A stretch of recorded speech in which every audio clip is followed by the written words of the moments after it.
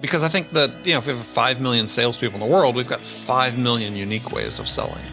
And my goal with my books is to say, look, how do you become the best version of you in this situation? Because at the end of the day, in sales, you're on an island.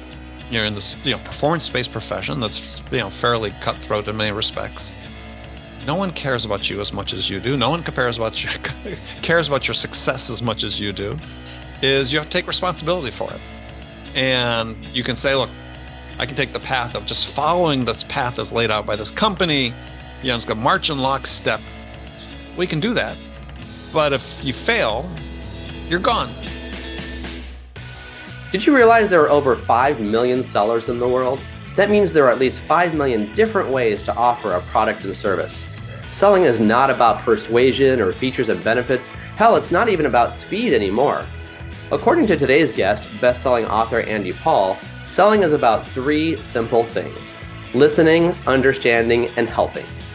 While other podcasts talk about the superficial or theoretical stuff, we here at The Practical Optimist challenge every guest to get into the nitty-gritty of their personal journey and their professional expertise, allowing our community to actually learn something along the way. I'm your host, Ken Schmidt, founder and CEO of Turning Point Executive Search and author of The Practical Optimist, which is available at your local bookstores and online. Andy Paul is all about taking risks. He graduated high school in Japan. He's written 3 books and worked for companies like Apple, Netgear, and Viasat. And he built the #1 sales podcast in the US, which he recently sold. These days, he splits his time between San Diego and New York, where his wife is a professor at NYU. I've called Andy my friend and colleague for more than 15 years, and he truly prides himself on being a sales contrarian. Today, he'll explain why he believes humans will always win out over AI, but only if we choose to be, well, human. I hope you enjoy my conversation with Andy Paul as he takes us through the intersection of sales, leadership, and life.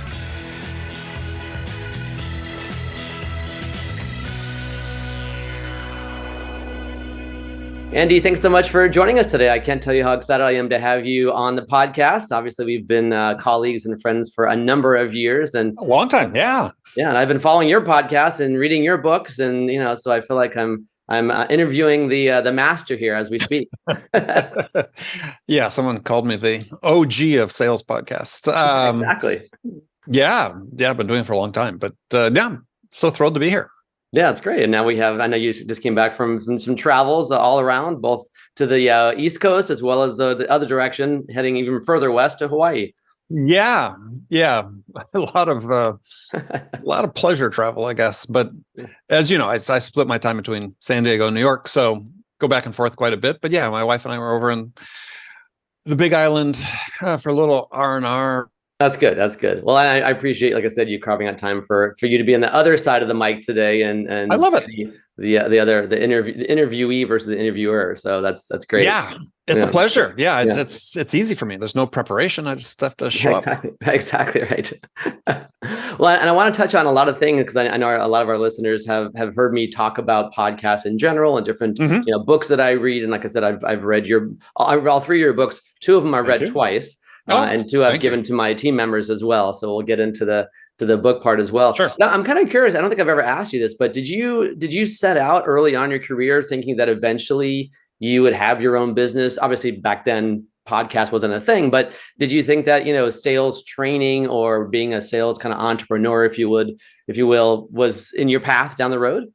No, I don't think I thought about doing it until I did it, quite honestly. And maybe until after I did it. So yeah, I'd been first 25 years or so of my career working initially for big companies, and a number of startups, both in the Valley and down in San Diego. And so the last startup that I'd been with was a company that's now quite large, Viasat, in Carlsbad. But yeah, when I started with Viasat, they were a small defense contractor, and I was hired by the CEO to start a commercial business for them, which we did. And I was there.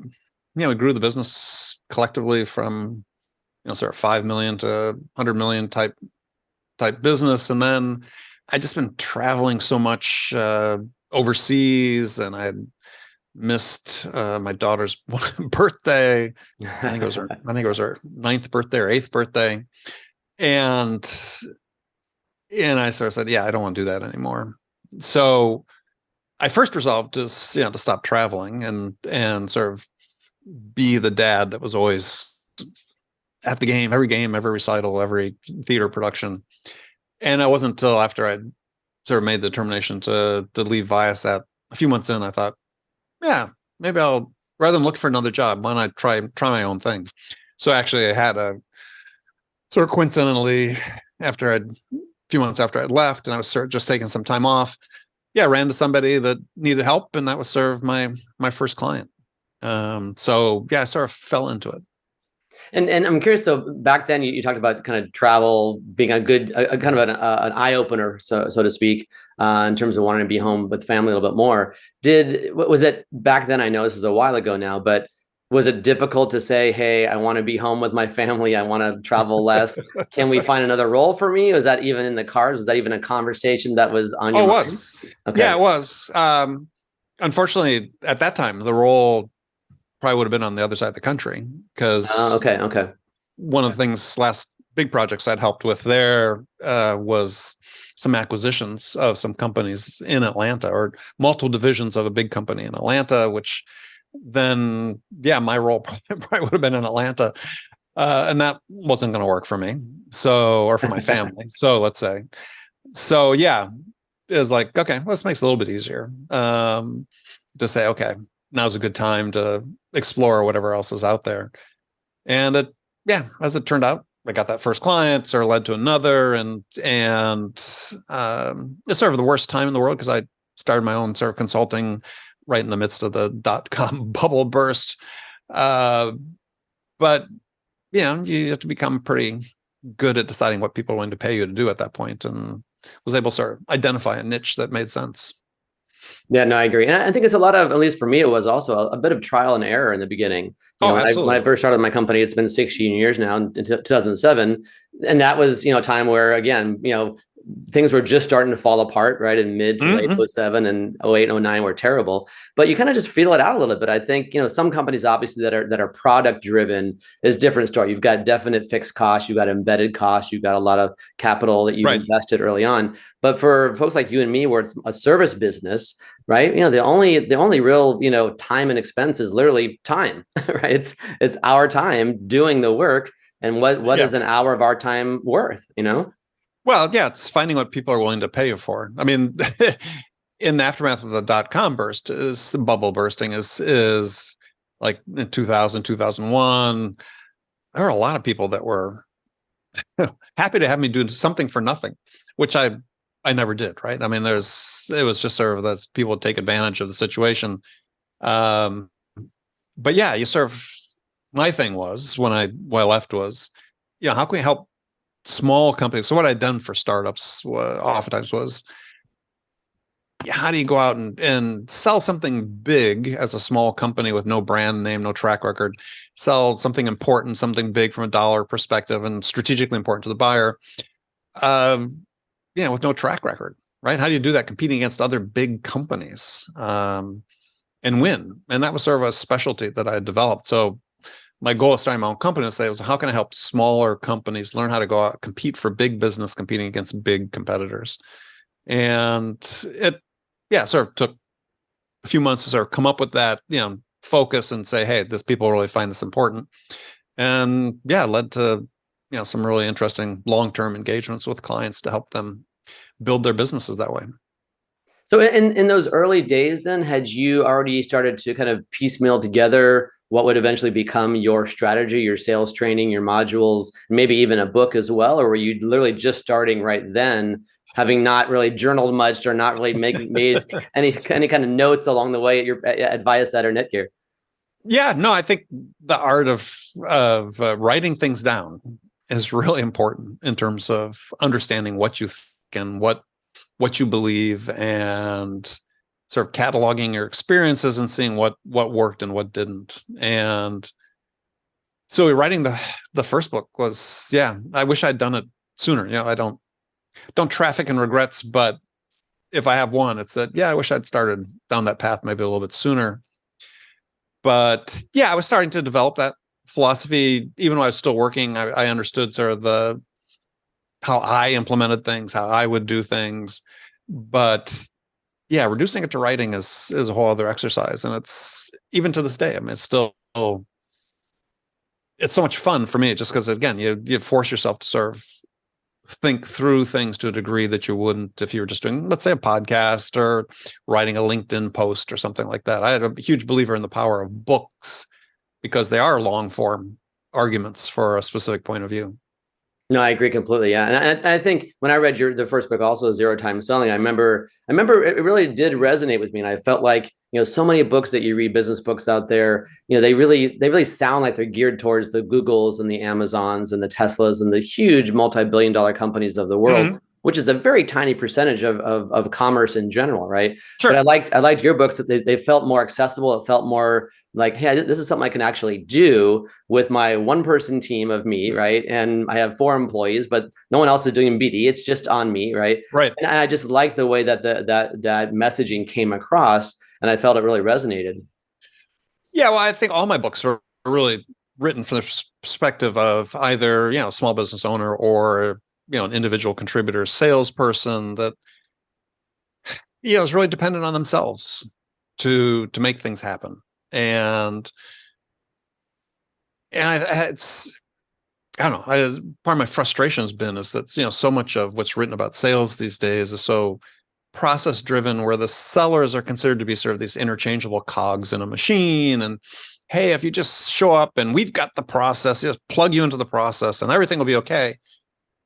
And yeah, I've just never believed that to be the case. I don't believe it's the case. Not a huge believer in these, rigid sales methodologies, because I think that, if we have 5 million salespeople in the world, we've got 5 million unique ways of selling. And my goal with my books is to say, look, how do you become the best version of you in this situation? Because at the end of the day, in sales, you're on an island. You're in this, performance-based profession that's, fairly cutthroat in many respects. No one cares about you as much as you do. No one cares about your success as much as you do. You have to take responsibility for it. And you can say, look, I can take the path of just following this path that's laid out by this company. It's going to march in lockstep. We can do that. But if you fail, you're gone. And from the beginning of my career, maybe just because I'm a little bit of a contrarian and stubborn, as my wife and kids call me, is I determined that if I was going to fail, it was going to be on my terms, right? That I was going to do what I thought worked best for the strengths that I had, the experiences that I had. I mean, I was eminently coachable for sure, because you have to be, and you have to be open. And as I was open to all sorts of influences. But for my first job on, it was like, yeah, the way they're doing this, just if I have to do this, it's going to be a very short career, right? If I have to sell this way, I'm going to have the shortest sales career in history. And I just determined from the beginning, I said, there's got to be a better way for me. And I think this is what's missing so often in sales these days, especially over the last 10, 15 years, with sort of more and more technology coming into space that provides greater transparency, which is great in selling. But too many managers rely on that as a way to sort of like micromanage people, right? To these metrics, these activity metrics, rather than saying, look, how can I really help develop you to become the best version of you, and give you the freedom and the flexibility to, within the framework that we have, to become, like I said, the best version of you. And like I said, I was fortunate to have managers that allowed me to do that. And if I failed, I was going to fail, but I delivered. In part, I think, because I had such ownership over, and felt a sense of ownership over how I sold and the results I was producing. Yeah, and I agree completely. And I think, that the word that you used a few minutes ago, contrarian, I think it also makes you stand out. And it's very different, because not everything, but a lot of things are so formulaic. As a salesperson, and even as a sales leader, everything is so formulaic. Everybody wants to kind of, like you said, fit into this style, this approach, this quadrant, whatever you want to call it, right? Just do this and you will get this result every time. But I'm curious, where does that contrarian mindset come from? I know you're the youngest of 4, right? I mean, did you have siblings that kind of went against the grain, or parents that were more entrepreneurial, or where does that inner drive come from? Well, maybe being the youngest of four. Yeah, I think from just a sort of intellectual framework is yeah, we had lots of discussions over dinner table. We had family dinner every night, and my oldest brother is 7 years older than I was, and he's he's a smart one. He's really smart, and he wanted to be an academic for a long time, but spent his life as sort of a journalist and a opinion writer for large newspapers and so on, and so very studious, very studied, very knowledgeable. My sister and other brother, again, smart, well-read, and we just, yeah, sort of to make myself heard at the dinner table. Yeah, so I had to speak up, but you had to ask them to pass the bread like 9 times, right? Well, yeah, but I had developed opinions early, and and partly because I was a voracious reader, and I think this is so important for people, is just, again, not just consuming things online, but reading books, because I still think they're the best source of not of knowledge, but of perspective on the world, right? It's reading something where someone's having, as I said, lay out over an extended period of pages, a coherent argument about something. It's just, you have to have enough books in your life. And for me, it was, played a big part early in my life. When my parents, my dad would get home from work at 5:30, and he and mom would sit down and have their evening martini. Literally, when I was 6, 7, 8 years old, I started in our living room. This was ages ago, but we had the World Book encyclopedias, and I pretty much read them from A to Z over a period of years. Of course, 90% of that knowledge is useless now, but or outdated. But that was sort of the basis. I was just, every moment I had, I was reading and questioning, and maybe just being a child of the 60s is, question everything, question authority. But yeah, no, my parents were, not entrepreneurial. My dad worked for a big company his entire career, and was very much sort of confused, I think, by my career path, which was the opposite of staying with one company for 36 years. And he was at Oscar Mayer, right?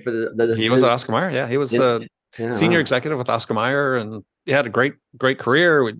They moved around a lot, including to overseas to Japan. I'd graduated high school from the American School in Japan. My parents were over there on business. Oscar Mayer had invested in a joint venture with a large Japanese meat packing company, and my dad went over and ran the joint venture. So yeah, afforded some really interesting experiences for me. But I mean, the sort of, it was in my first job, 4 years selling for a big company called Burroughs, and then went to work for Apple in the early 80s, and was there for a little over 2 years, and then got recruited to go to my first startup after that. And this idea of 2 years, 3 years at one place and moving on, very foreign.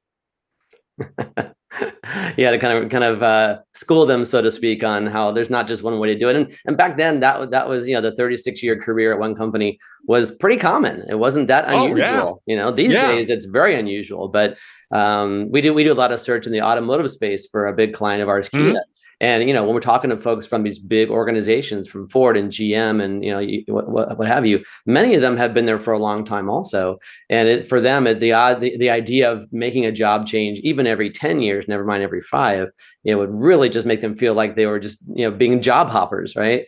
But the reality is, I think the last number I saw from the BLS is the average tenure across all positions is 4.1 years, right? So when I got into recruiting 26 years ago, there was about double that. So the average tenure is coming down without question across all demographics.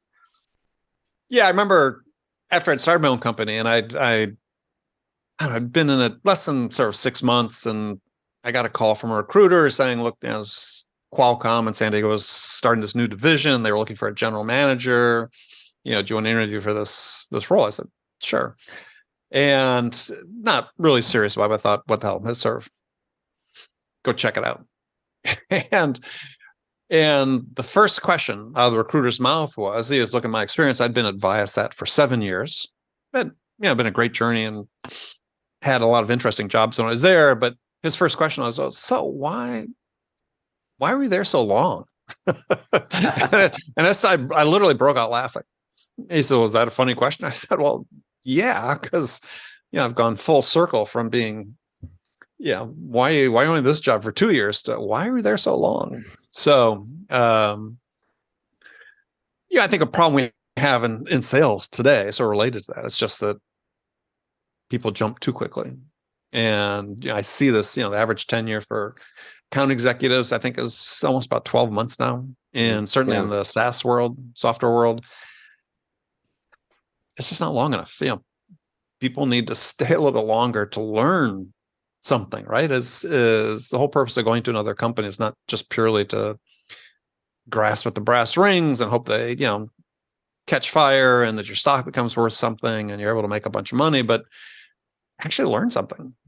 And to follow through on what you start also. I mean, to see, and like you said before, kind of figure out what is your style of selling. If you're constantly changing companies, which means you're changing styles, based on the framework around you, on your of your employer, but also the product, the service, the customer base. How do you really know where your strengths lie? How do you know how to differentiate yourself and what your communication and selling style actually is? What's going to work for you? Yeah, well, I mean, go through at least a fiscal year to see if you can actually sell the product that you're selling and you can hit the numbers and if it's a bad fit, that's one thing, right? I don't think people need to stick around somewhere if it's an obvious bad fit, but sure. Assuming there's a certain level of fit and so on, is sometimes patience is the best thing. I mean, there are two distinct times in my career where I was being recruited to go somewhere after being someplace 2 years, and I thought, there's something here. I need to stay and experience, right? And in one case, it opened the doors for me in terms of getting my first experience doing international sales and doing extensive international travel, which was completely broadening and helpful in my career going forward after that.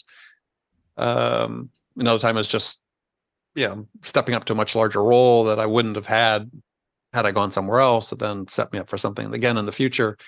And the patience paid off. So sometimes you sort of have to listen to your gut, because for me, my gut was saying stay, even though my head was sort of saying, these sort of interesting things that are being dangled in front of me. Staying made a big difference. Not always, but I mean, in those cases it did. So you got to pay attention to your gut. Yeah, definitely.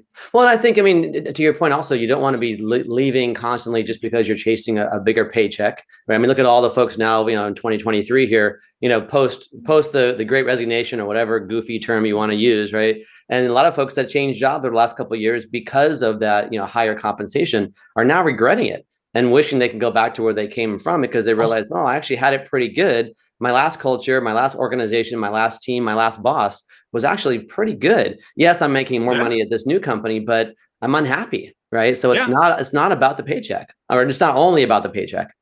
Yeah, no, great point. It's not only about the paycheck. I mean, assuming you're being paid a certain amount of money that's meeting your needs and so on, is what are you hoping to get?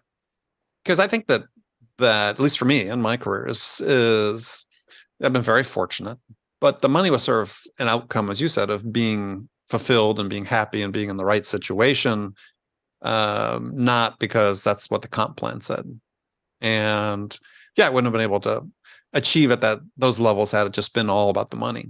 And that's really true. I have lots of people online. They write about, how do you make $1 million in sales and so on. And it starts with being in the right situation. It's not about the comp plan.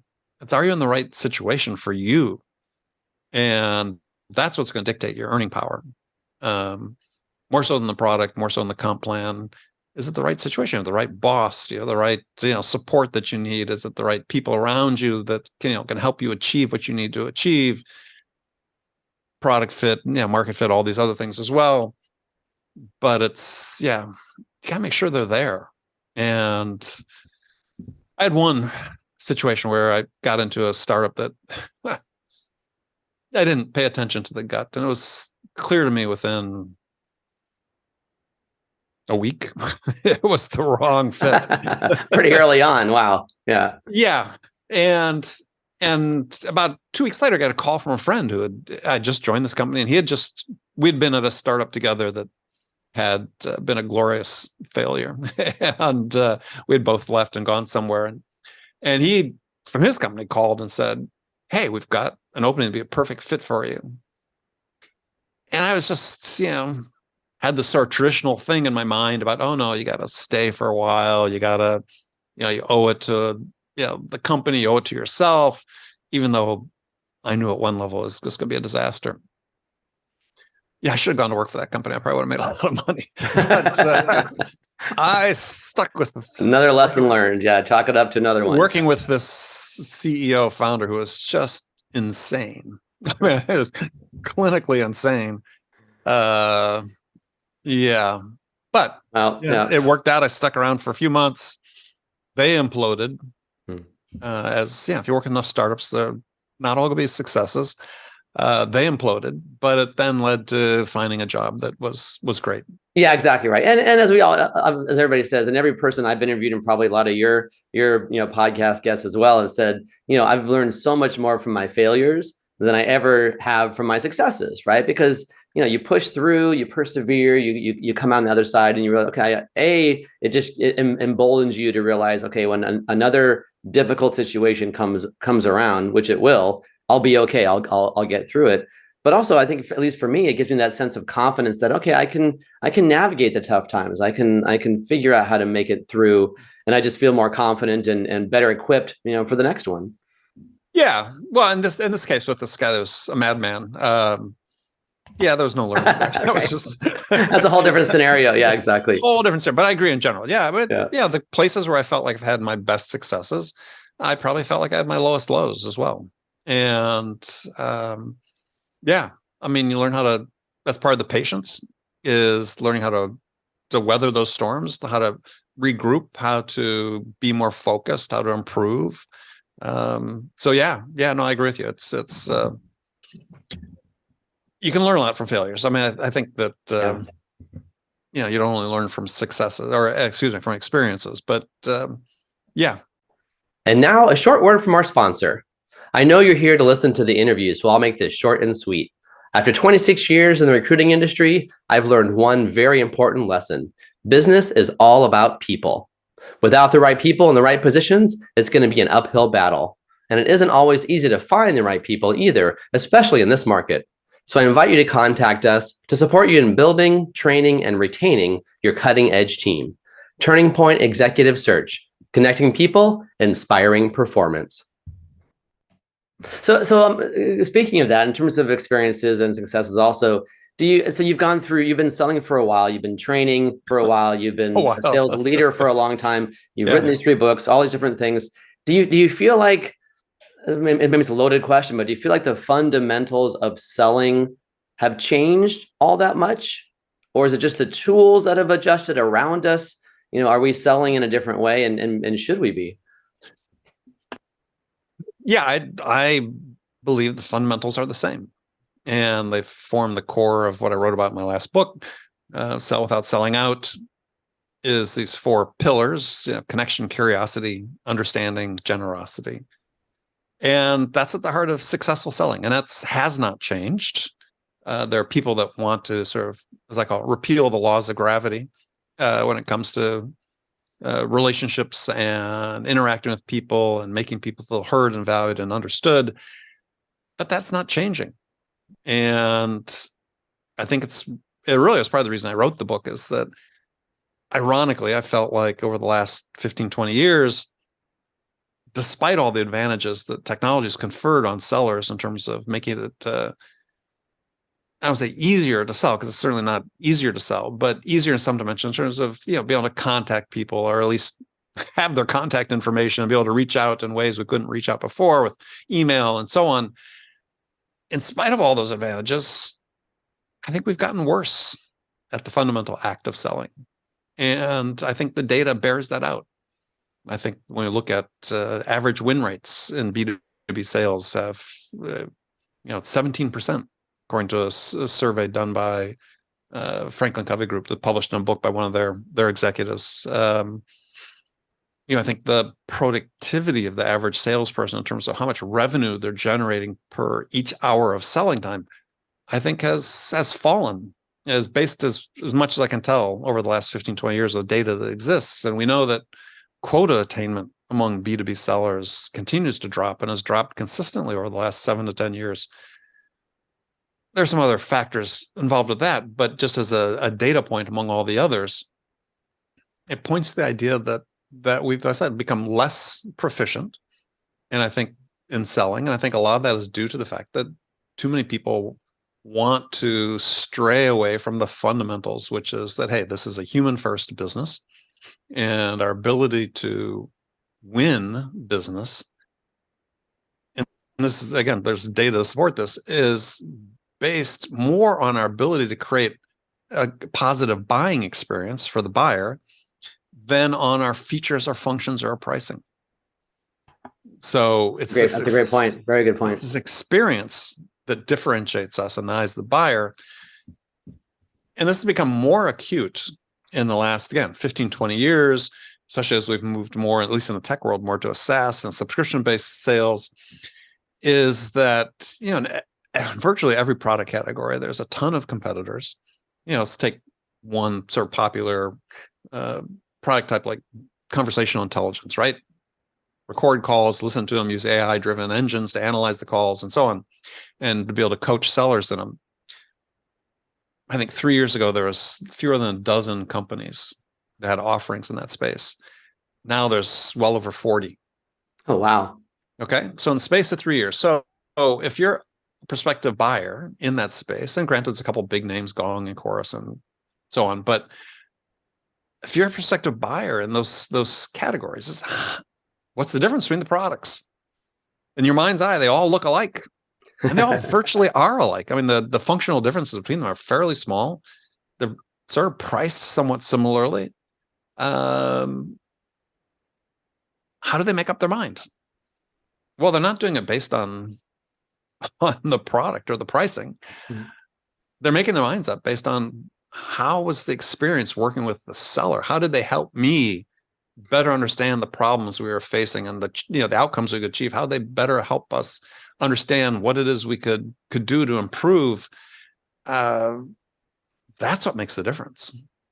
So we've become less proficient at that because we tend to think it's all can be automated. We've fallen victim to this idea that there's these rigid processes we should be using to sell, and the net result is these low win rates.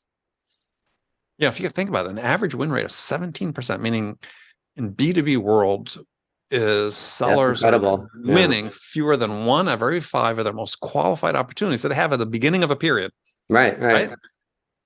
Well, so they're losing in 4 out of 5, and it's just, if it's that consistent across the industry or across the genre of B2B selling, not just one sector. Well, that was across 12 different sectors, but even this type within the tech world, the SaaS world, win rates generally hover in the 20%, low 20s. You see some companies that are a little bit over into the 30s. There's various segments within SaaS, but that's really low. And it should be unacceptably low to sales managers. But we've developed this model that says, look, what we're going to do is we're going to invest tons of marketing dollars into putting crap into the top of the funnel, just using the word. And if we're just okay, if we're just modestly competent, we can win 1 of every 5 of those. Mm-hmm. And that's the goal. Yeah, right. And that's the goal. And what's happened is, various segments, sales has turned into playing the odds, not actually selling. It's a casino game. Take enough chances. It's like pulling the slot. If I pull the lever on the slot machine, if I pull the lever enough time, the odds are baked in, right? We know what the odds are. Well, that's sort of what so many sales leaders sort of look at sales as. And what a horrible way to be a salesperson in an environment like that, where, again, you're this, as I referred to earlier, just interchangeable cog in a machine. Our expectations are relatively low. Just be modestly competent. We'll give you a modest amount of training. And there's not a focus on really what your job is, which is, hey, if I'm actually going to invest the time and effort to talk to a prospect, it should be one that I have a high probability of winning. And so where does that come from then? So I know you do a lot of work training sales leaders and also individual contributors, right? You, from the feedback and the experience and the discussions that you have, is that because sales people, so individual contributors, we call them ICs, right? Are these ICs that did not feel empowered enough to sell in a way that's going to leverage their strengths? Is that where the issue is, or is it more of a top-down issue where the sales leaders themselves are just the management that they're providing, the mentorship they're providing is just kind of misguided? All the above. Yeah. I mean, it's a segment of voices, and you sort of been around for a while, but that say, look, this whole idea of building a relationship with the buyer and trust and all this, that's just not necessary. They're all about business. They just want to talk about their problems, and you connect to their problems. All this other stuff is extraneous. That's just not true. It's just, they couldn't be more wrong. Anybody that believes that is, and some of these are prominent voices, but they're misleading you. And unfortunately, I think what they're doing is they're talking to an audience of people who are fundamentally uncomfortable with the human interaction.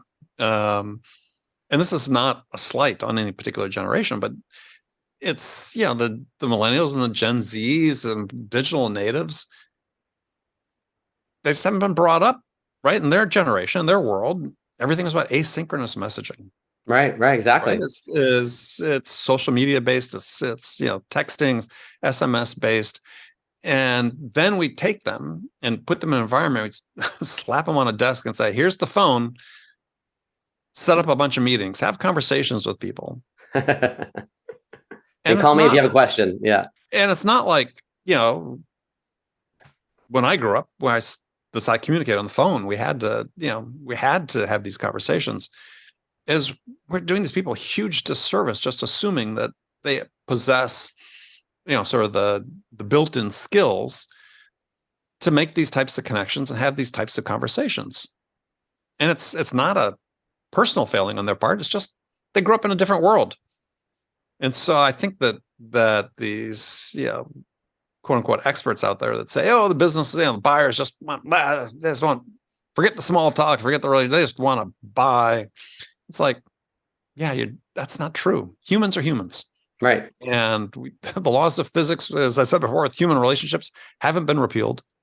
We still need that communication, and we still need that human interaction. We still need that human interaction. Like you said, it's the emotion of that interaction, whether it's a selling, opportunity, a selling interaction, or anything else, right? It could be a non-selling situation. But if you come away from that experience, whatever it is, with a positive emotion, having something, either learned something or felt a good positive emotion, then you're going to want to do it again, and you're going to feel good about any decisions that you make. Whereas if you're just fed a bunch of crap data, here's why we're better at this. And honestly, that's one of the things that I've tried to work on myself is, I'm so proud of some of the stats around our recruiting company that I historically, I think I leaned on that too much. And I say, well, here's our success rate and give one stat, and here's this and here's that. Before I know it, I'm giving 4 or 5, different stats, percentages, none of which really mean a whole heck of a lot to the prospect I'm talking to. And at that point, I've dropped too many numbers and they can't remember any of them. So I've really had to adjust even my own style after all these years of doing this to tell more of a story and talk about, here's an example of a client that we had that needed this, this, and this. Here's why they came to us. Here's what we did, without a single number included in there, right? And it's just the story, the emotion, the experience that our prospect comes away with from that experience. And I find that that's actually helped to increase our success rate, our win rate, with more storytelling. Yeah, and I think how you tell the stories is really, really important there. But yeah, it's people. We're human. We're social beings. People want to connect, and they want to be heard. They want to be understood. We bring sellers into. It's like I say, we're pretty adept at turning humans into sellers. We're not very good at training sellers how to be human. And that's really the missing part. Yeah. And put too much emphasis on these activity metrics in general, quantity over quality. I know some people will dispute that, but it's at heart, it's true. And let's say we're doing a disservice to sellers by saying, look, these things aren't important, because they are. And you just see it sort of and I wrote about this in Sell Without Selling Out, is you ask a lot of salespeople what they think their job is, and they say, oh, my job is to persuade somebody to buy my product. And that's not your job at all. Because if you think your job is to go out and persuade somebody to buy your product, what you're saying is, well, I don't really care what they need so much, because it's really about what I need. I need an order. So I need to persuade them, whether they need what I want or they really want what I want. I need to persuade them to buy what I'm selling. And that's creates these negative experiences on the part of buyers. Then you end up indulging in these salesy behaviors that no one likes, right? I mean, there's never been a buyer in the history of the world that said, hey, Ken, yeah, I really like your service. I mean, probably like to do business with you, but Ken, you're just not salesy enough. Could you be more salesy? Right? Never happened. The question the buyer will never ask you. Instead, your job as a seller is to ask questions and listen to your buyer. Make an effort to really understand things that are most important to them in terms of the challenges they face and the outcomes they want to achieve, and then help them get that. Listen, understand, help. That's our job. And, that's really our job in almost any relationship we have in life, and not just in sales. Right? If you're trying to do a project with a colleague at work and you're trying to collaborate on something, well, what do you want to do? Well, you want to listen to them. You understand what's most important to them, right? What do they want to get out of this? And then help them get that. And if you do that, you increase the odds the project's going to be more successful. Yeah, sure, exactly. So I'm curious, when you're doing your trainings, right? So people that are coming to you to obviously, ideally, to get better at their craft, right? What do you prescribe in terms of an ideal day in the life of a sales leader? What should they be doing to really enhance the likelihood of their team being successful and to their team being engaged, and not just focusing on persuasion, but instead, focusing on listening and educating? So what is that cadence like today? Or what should it be like, I guess? Yeah, well, I mean, you have to allocate your time, but you should, the biggest percentage of your time should be focused on how am I developing my individuals on my team. And so this is one of the great mismatches that exists in the sales world, is there's surveys been done of sales managers. Yeah. Do you coach all your people once a week? How often do you coach your people? How much time do they get and coaching from you? And invariably the answer, sales managers come, they get 1 to 2 hours a week per person and so on. And then they survey the sellers and they say 80% of them, I don't get any coaching at all.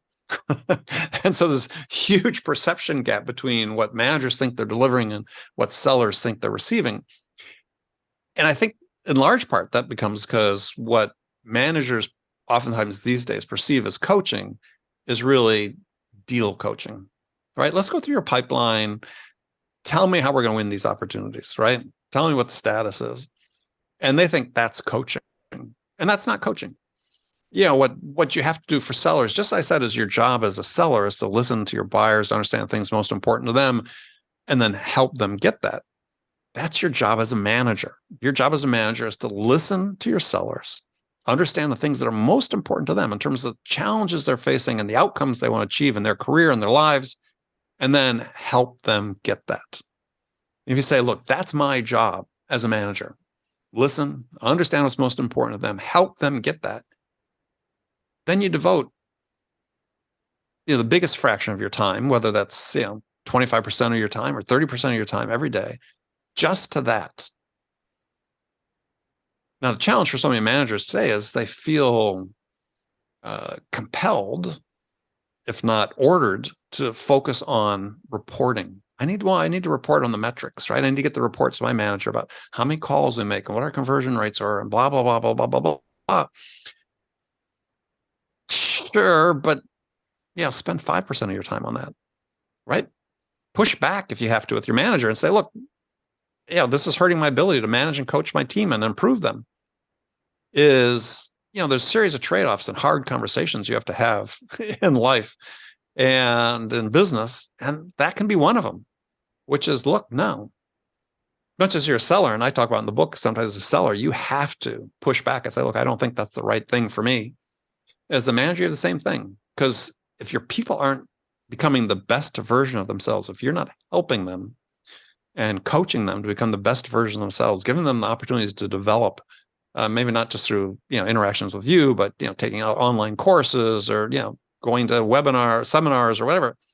If you're not helping them do that, you're cheating yourself. You're cheating them. You're going to get high turnover among your sellers, and you're going to be one of these CROs where now the average tenure of CRO is like 16 months, barely one full fiscal year. And so what happens is, in those roles, I see it all the time, is new CROs get hired, and the first thing I think about is their job preservation. Well, how do I preserve my job? Well, I don't want to rock the boat. I don't want to make too many changes because I've only got a year, basically. Right, exactly. So I can't afford to make a lot of changes.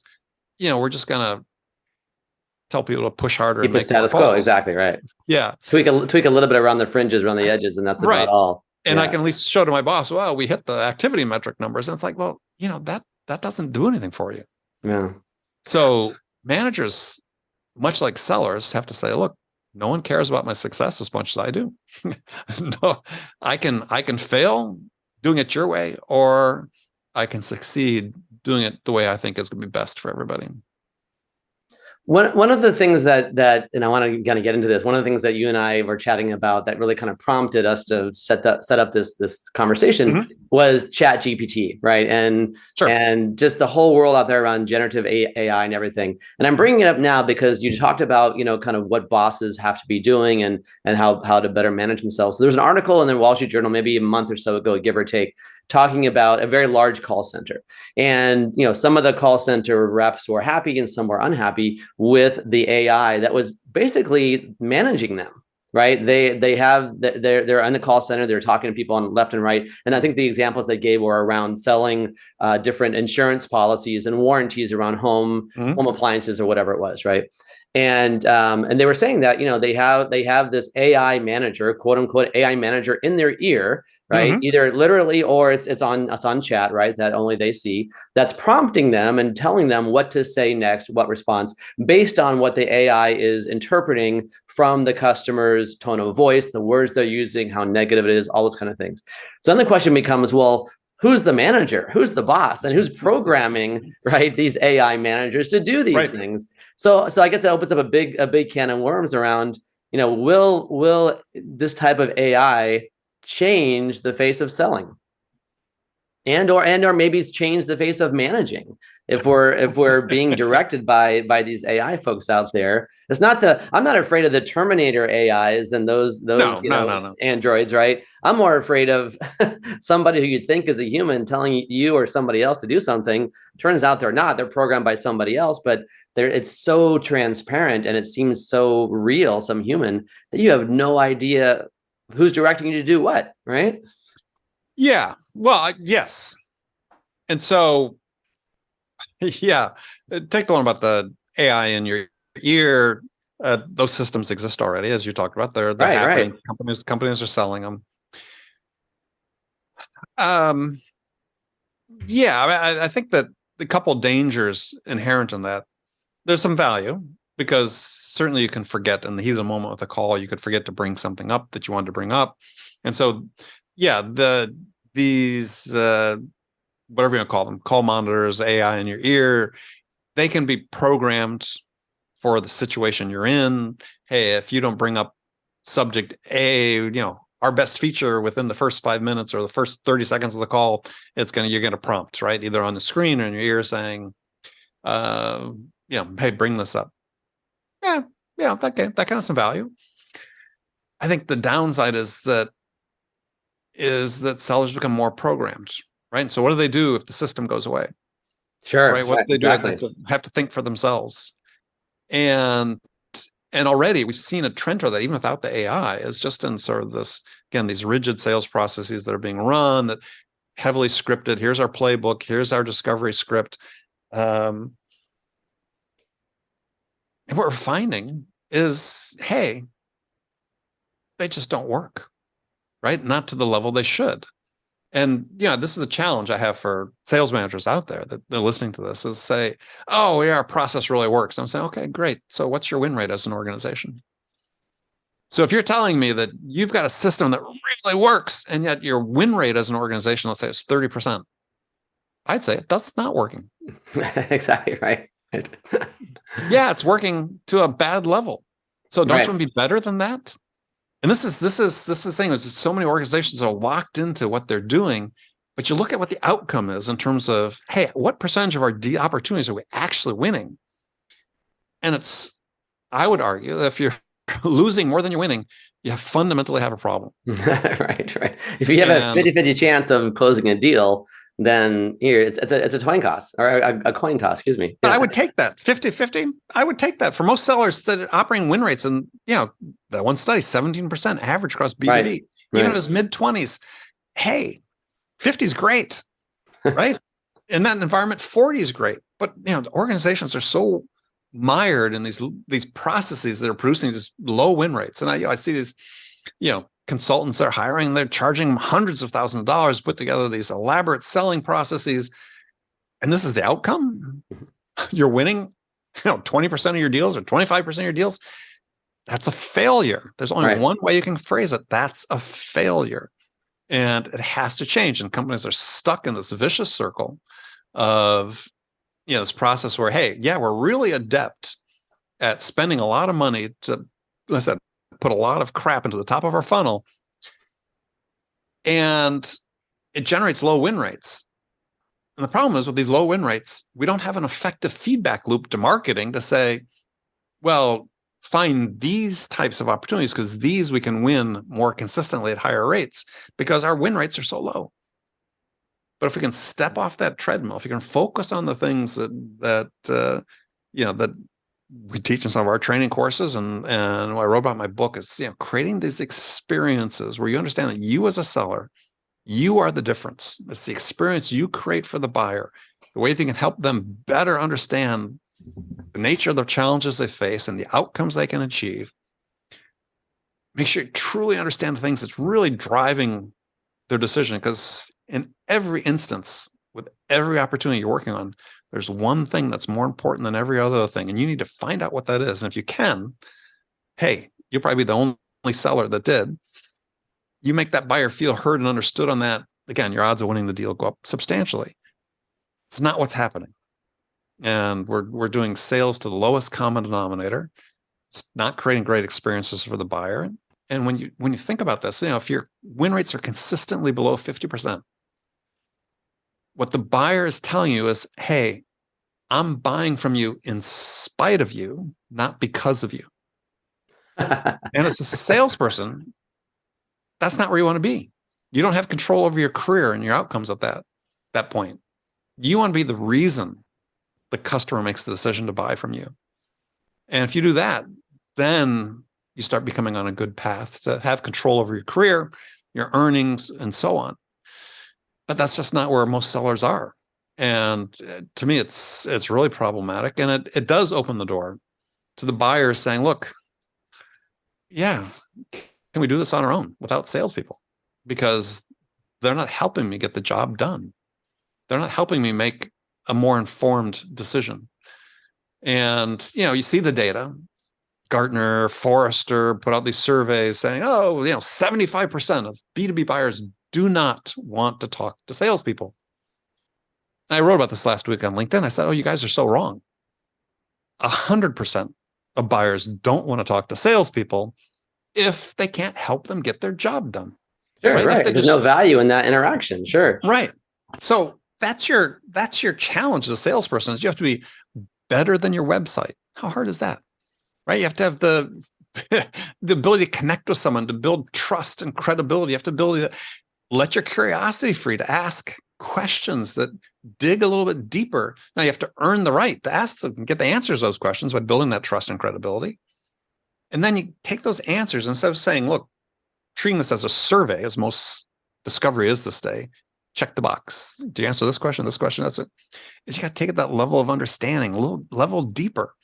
What is the thing that's really driving the decision? What is most important to the buyer? Who is it most important to within the organization?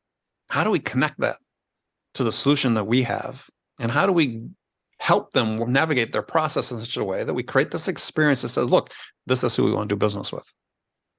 And yeah, we've drifted away from that. And that is the challenge. And so in the absence of doing that, what we're seeing is customers saying, more self-service, or at the lower end for software companies, that's product-led growth, right? Let the customer handle that part themselves until they get to a certain size. Then the seller steps in.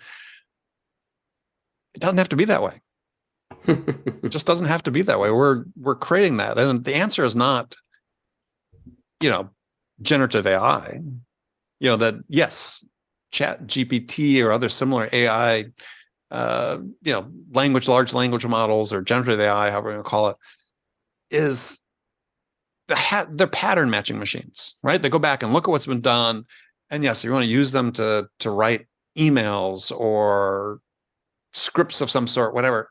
Sure, you're going to get something that's, competent, right? Because let's go back and look what's been done, but it's not going to be human, and it's not going to be great. So, if you're content to that's a really good point. I remember, I remember reading an article, this is probably going back at least 10, 15 years, about, and I think it was a survey that was done by IBM talking about what are the key characteristics of successful salespeople, right? And in the article, they talked about, you can be an introvert or an extrovert and still be successful as a salesperson, no matter what you're selling or how you're selling, so long as you have perseverance. So they really highlighted perseverance in this survey. And I don't remember, how many folks it surveyed, but enough to really obviously report it and publish it. But, perseverance was the one key characteristic that everybody had, no matter what your personality was. Do you think that's changed at all? Would you say the same thing? That's probably one of the maybe top one or two things that you've got to have to be a successful salesperson? Well, yeah, I think that I was going to bring up this list. So there had been a list of an article written by David Brooks in the New York Times, and he's talking about this, and he was talking about, I think the title of the article is, you want to major in being human. Because, there, as he said, and this is a boy that was written about Jeff Colvin in his book, Humans Are Underrated. A quote from Brooks was, AI will force us humans to double down on those talents and skills that only humans possess. The most important thing about AI may be that it shows us what it can't do, and so reveals who we are and what we have to offer. And from Brooks' perspective, and I think he's largely right, he had six things that key human attributes that machines can't emulate or replicate, let's say. First one was a distinctive personal voice, which I think is absolutely true. I mean, I've played around with Chat GPT. I've read other, articles written by it and other things. Competent, but not human, not exciting, not different, not unique, right? Creativity, having an unusual worldview. ChatGPT is not that. It's the opposite. It's the opposite, right? It's some of what's been done out there, what it found. Empathy, effective empathy. I think one of the most important ones he talked about, which I think is absolutely true, is situational awareness. Right? Is what are you doing with the information you're taking in, and how are you synthesizing that into something, whether it's a question or an insight or something that is intuitive, it's creative, it's unique. The machine is not going to be able to do that. And it shows that you're listening to what's happening in real time. It's it's kind of it's reading the room, right? And understanding who's around you, who your audience is, who's talking, what their what their most important questions are going to be, right? What's really eating at them, and then being able to respond with something intelligent, showing that you're listening to them, but also still adding value. Yeah, that's all that real-time work that no AI can do to any extent right now. Yeah, and to some degree unlikely to for a long time. And this is as again, as Colvin talked about it, David Brooks talks about here, is this is the province of people. Now, there's products that people can buy that don't require that. And we've seen the line move as to what those are, right? Over the last 15, 20 years, since the advent of e-commerce, that line has shifted substantially. It's going to continue to shift. Products of greater complexity and cost will be purchased completely without humans. It's inevitable. Sure. But there's always going to be what I call a fairly large world of products that have some level of complexity and risk associated with them that going to require humans to sell. And let me tell you why I think this, and this is something for people to really keep in mind, because this is something that, again, is not going to be work that machines can do or AI machines can do. There was a study that was done about AI-assisted decision support systems in medical decision-making. And they've been sort of at the forefront in the medical field in terms of using AI-driven systems to help people make decisions about treatment and care. And I was reading this just a few weeks ago, this sort of a summary of this one research project that's been done. And they found there's sort of this declining curve of trust in the AI-based systems. And what they found is that what patients were saying is, look, the machine doesn't understand why I'm unique. It doesn't understand that, no one feels my pain the way I feel my pain, right? I mean, maybe I've got a condition that a million other people in the world have, but right when we go to my experience of it is different, is unique, it's personal. Yeah, I've experienced this differently. Right. And this is true of business buyers, right? Right. I mean, this is one of the dangers. You gave the example, not to critique, but you're saying, yeah, we want to lead a story. Hey, we worked with a bunch of other companies like you, did this. There's a danger in doing that, because what the buyer is saying is, look, I'm not like them. Yes, on the surface, I'm sort of like them, but I'm not like them. We do things differently here. Sure. And I learned this very early and painfully in my career. A deal I lost when someone reminded me, it's like, yeah, we're just not like everybody else. I was selling to construction companies, and I was sort of, oh yeah, we've worked with tons of construction companies. We've got these references. I know just what you need. Oh, do you? Right? Well, this is what a limitation of AI. It can't understand what's unique about the situation. Right. This is your superpower as a human seller, is to go and understand, build a connection with the buyer, to be able to ask the questions, understand what their unique perspective is about their world and how they're dealing with their problem. And if you can do that and make them feel heard and understood, your opportunity to win the business goes up substantially. This is not something that AI, any of the chat, GPT and lookalikes and so on, is going to be able to do. It requires this connection. And so, it's, situational awareness, it's synthesizing data. This is a human thing. It can make a difference. Again, in the product areas where humans will still need to be selling the product. Because again, that bar's changing, right? Sure. Yeah, first it was paper clips, now it's, you can buy cars without talking to people. You can buy more complex things, and that's fine. You can go into an Amazon grocery store and do that as well. So it's but different experience, different reason to go in there. Yeah. Right. But there's always going to be a need for salespeople that can do this and make this human connection, understand what's really driving, understand the buyer's unique perspective. You'll win. I like it. All right. So in wrapping up, one of the things I ask all of my guests, and I'm going to ask in a little bit different way today, but I always ask my guests, the podcast and my book are both called The Practical Optimist. That's what I use to describe myself. Practical side from my mom, optimistic from my dad. Right. So I asked every guest kind of to describe themselves, and you kind of maybe already done so before. You use some words like contrarian, for example, but I'm going to ask you two questions. So one is, how would you describe yourself? And then my second question is, how should a successful salesperson describe themselves? Okay. Right? If they're truly being successful and doing the things that you're talking about, incorporating that human aspect. So how would you describe yourself? And then what do you think it would take for someone else to really be truly differentiated? Yeah, interesting. I mean, I like the practical optimism because that does describe me in some ways. I mean, I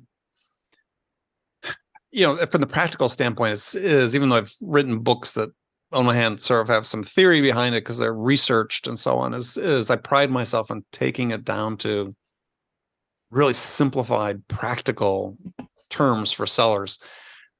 And so, yeah, I like to consider myself very practical. I do consider myself an optimist as well. I don't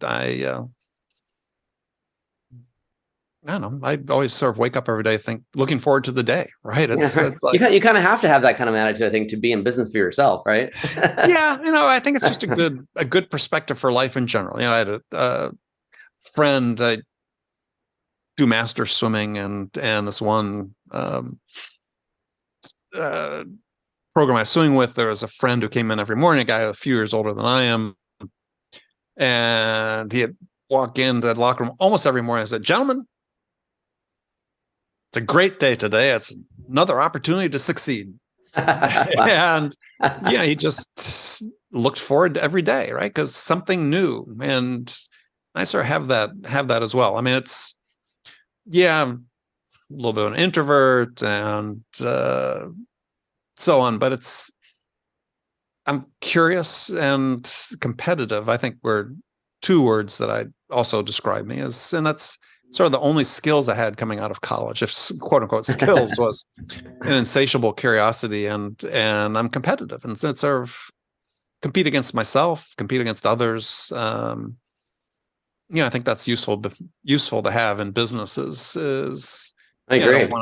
I'm not climbing over people to get what I want, but if I'm out selling, I look at it as a competition, and I'm competing with myself to do a better job. I'm competing with the other vendors, maybe even competing with the customers a little bit to help them think differently about what they're trying to do and get them to change their minds on certain things. So anyway, I love that. That's great. Yeah.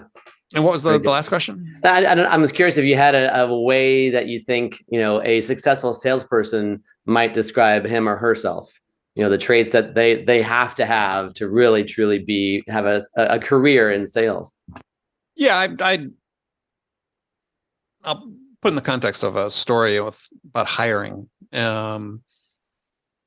Is often, times I'll talk to an executive or a hiring manager, and they're putting together a job description for a salesperson they need to hire. And you look at the words they use, because I think words are important. And we get, even today, it's still sort of the same things. We're, need a hunter. We need an extrovert. We need things along that line. And sure. And I'll ask the question, I said, so, okay, I get it, but how do any of those help your buyer make a decision? You say you want a closer. How's a closer help your buyer make a decision? How does being a hunter help your buyer make a decision? I said, have you ever asked your buyers what they need your sellers to be? And the answer is no, which is crazy, because basically buyers, if you subscribe, as I oftentimes do, to this job is to be done theory, is your buyers are hiring you to help them make a decision. So assuming they're hiring you as a consultant to help them, what attributes do they need you to have to be able to help them make a decision? They don't care if you're a hunter.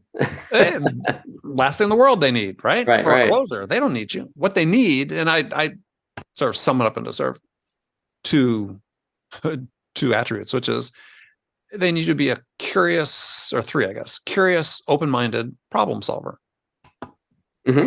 Great.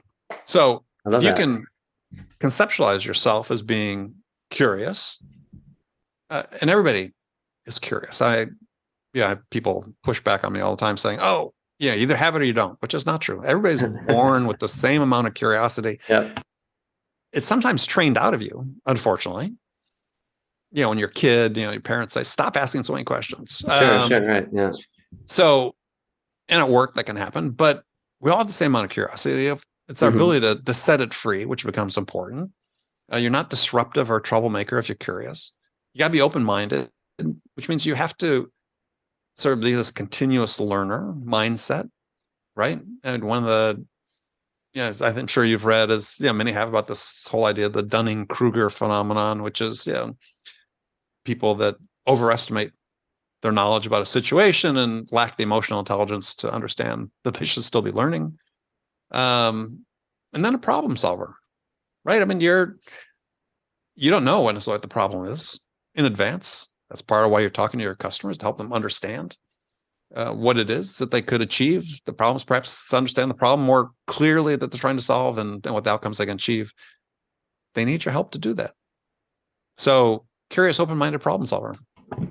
I love it. I love it. That's great. Well, it's a perfect way to wrap things up. I like we opened up that way and kind of ended that way as well. So thank you for sharing that. Yeah. Well, thanks for having me. Well, I know you're very active in social media. So if someone wants to get a hold of you or get a hold of one of your books, one of your many books and podcasts, is LinkedIn the best way, or what's the best avenue? Yeah. I mean, you want to connect with me. Yeah. LinkedIn. Follow me on LinkedIn and connect with me if you wish as well. Also have a newsletter on LinkedIn that about 50,000 people get every week. You can subscribe to that there. Yeah, podcast Sales Enablement with Andy Paul. We're on a little bit of a hiatus right this moment, but more coming. And reach out to me if you want to on LinkedIn. Best way to connect. Perfect. I'm sure you'll probably get a lot of folks doing that. I appreciate that. Yeah, I hope so. Yeah, that'd be great. Well, thanks for the lively conversation. As always, I always learn something coming away from either talking to you, reading a book, or listening to a podcast. So this is no exception today. So thanks for your time. Oh, Ken, thanks for having me. Always fun.